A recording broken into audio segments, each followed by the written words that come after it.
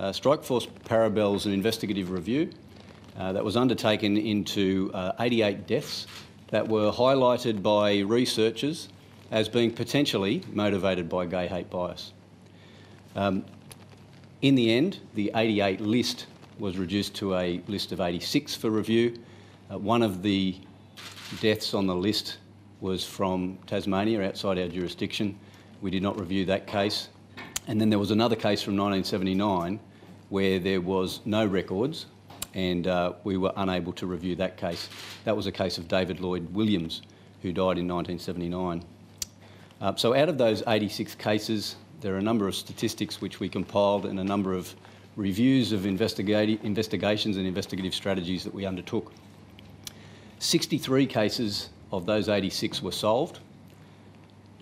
23 of those cases remain unsolved.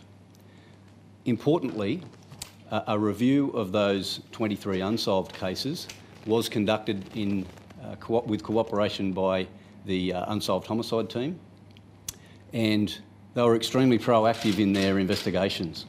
We found that there was no further investigative opportunities to progress any of those cases without fresh information coming forward.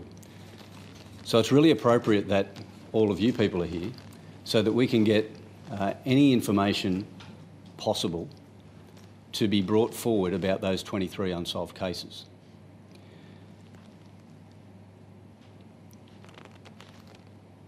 Our classification of the cases found that 8 were bias-related. That's beyond reasonable doubt, absolutely bias-related.